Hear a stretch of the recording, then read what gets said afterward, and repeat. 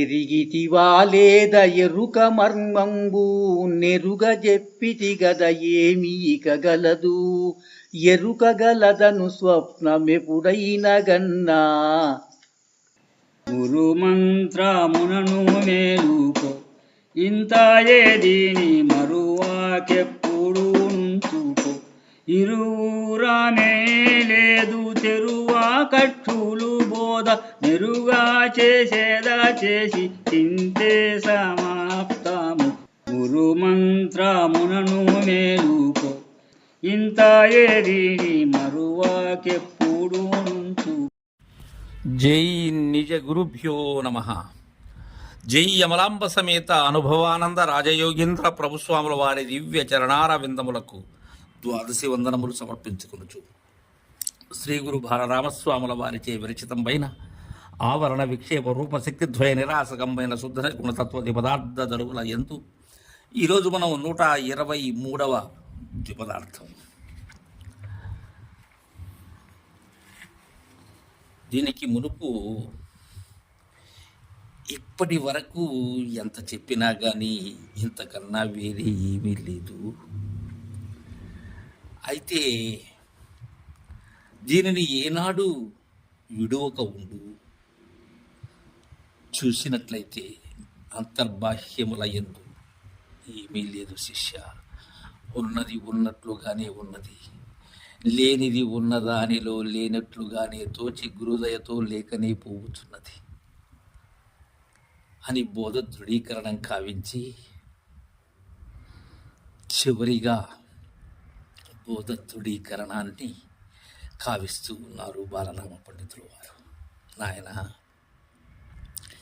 ఎరిగితివా లేదా ఎరుక మర్మంబు నెరుగ చెప్పితి గద ఏమి ఇకగలదు ఎరుకగలదను స్వప్నమెపుడైన గన్నా.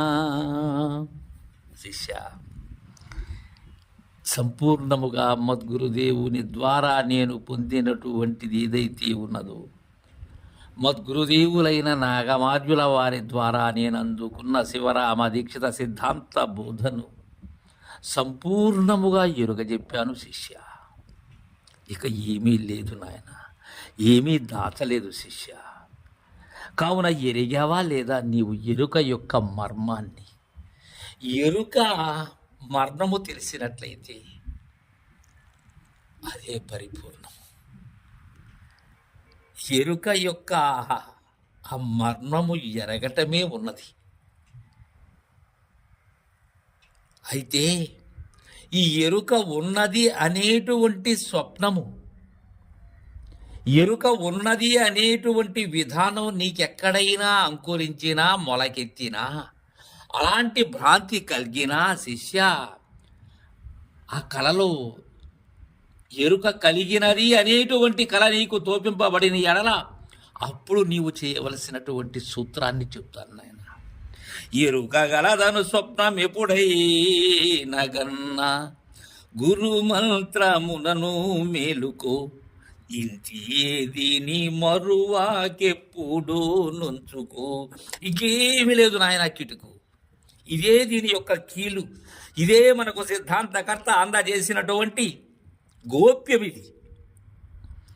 ఎప్పుడైనా ఎరుకనే స్వప్నము యొక్క కలజోలి నీకు కలిగినట్టయితే వెంటనే మేల్కోవాల్సినది దేనితో? గురు మంత్రముతోనే మేల్కోవాలి. ఏ మంత్రముతో మేల్కోవాలి?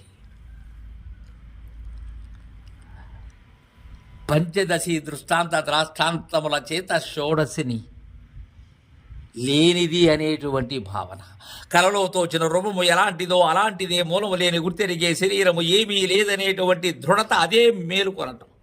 ఇంకేమీ కాదు శిష్య మేలుకొనటం. ఈ 43 అక్షరములలో ఈ 31 అక్షరమైనటువంటి పంచదశి షోడశితోనే మేల్కోవాలి. ఇంతే దీని మరొక ఇప్పుడు నుంచుకో. ఇక ఏమీ లేదు శిష్య, ఈ ఉత్తబట్ట బయలు తప్ప ఏమీ లేదు అనేటువంటి విధానాన్ని ఎలా మేలుకోవాలి? పంచదశి యొక్క దృష్టాంత ద్రాష్టాంతముల చేతి షోడశిలో మేల్కోవాలి. షోడశి లేదని మేల్కోవాలి. అది షోడశి విచారణ చేత మేల్కోవాలి. ఇంతే, ఇంకేమీ లేదు దీనిలో. అందుకే అత్యంత సులభోప్రాయమైనటువంటిది పరిపూర్ణ బోధ. అయితే ఎప్పుడు ఎరిగిన పిమ్మట, గురు మరుగున అరిగిన పిమ్మట, అలా ఎవరైతే ఆ దృఢతతో అశరీరులై మనుగడ సాగిస్తారో వారు చచ్చి పుట్టినవారు నాయన, వారికి ఏమీ లేదు శిష్య. గురు మంత్రమునను మేలుకు, ఇంతి ఏదీని మరువాకెప్పుడు నుంచుకో, ఇరువురమే లేదు తెరువా కక్షులు బోధ, నెరుగా చేసేదా చేసి తింతే సమాప్తము. గురు మంత్రమునను మేలుకు సమాప్తం చేశాను శిష్య. బోధ దృఢీకరణం చేశాను నాయన. బోధ పూర్ణత గావించాను శిష్య. బోధ రూపుడు అయ్యాము శిష్య మీరు. ఇక ఇక ఇరువురము లేమయ్యా. ఇక్కడ గురువు అనే శిష్యుడనే గురుతే లేదు శిష్య. అందుకే తెరువా కక్షులు బోధ. ఇక తెరువక నాయన. ఏం తెరువకు? అక్షులు నేత్రములు. నేత్రములు తెరిస్తే ఏముంటుంది దృశ్యం?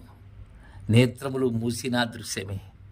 ఏదైతే దృశ్యమానమైనటువంటి త్రిపుటి సంయుతమైనటువంటి ద్వయముతో ఉన్న రాకపోకల కలిగినటువంటి ఎరుక ఏదైతే ఉన్నదో, దానికి కారణమైనటువంటిది ఏదైతే ఉన్నదో అది ఇక తెరవకు. అంటే ఏం కావాలి అక్కడ?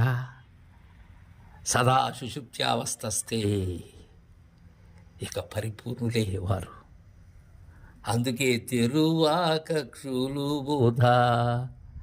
ఇక తెరవకు, ఇక దేనిని తెరవకు. ఎందుకంటే ఏ ముడి అయితే ఉన్నదో ముడి విడిపడిపోయినది. హృదయ గ్రంథి లేదిక, ఏమీ లేదిక.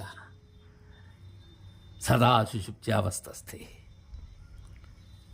అందుకే ఇక్కడ గురువు శిష్యుడు, ఇప్పటి వరకు విన్నటువంటి శిష్యుడు, తెలియజేసినటువంటి గురువు కర్పూరాగ్ని కళికలబోలే ఇరువురు ఆ బోధ అనే దానిలో వెలిగి ఆరిపోయారు. ఇక మిగిలినది ఆ పళ్ళెమే. ఏ పళ్ళెం? పరిపూర్ణమనే ఉత్తబట్ట బయలనేటువంటి ఆ పరిపూర్ణమే మిగిలినది. అది మిగిలినదో ఏమో తెలియదు.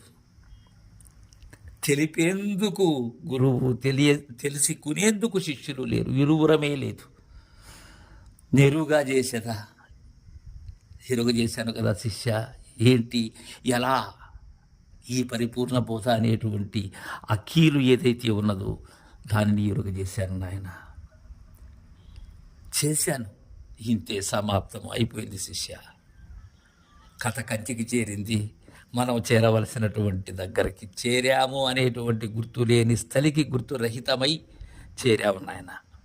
కావున గురు మంత్రమునను మేలుకో, ఎప్పుడు ఎరుకగలదను స్వప్నం ఎప్పుడైనా కన్నా, ఇంటి ఏది నీ మరువాకెప్పుడు నుంచుకో అని చక్కగా మనకు బోధ దృఢీకరణం చేసి పరిపూర్ణ బోధను సమాప్తి చేశారు గురుదేవులు.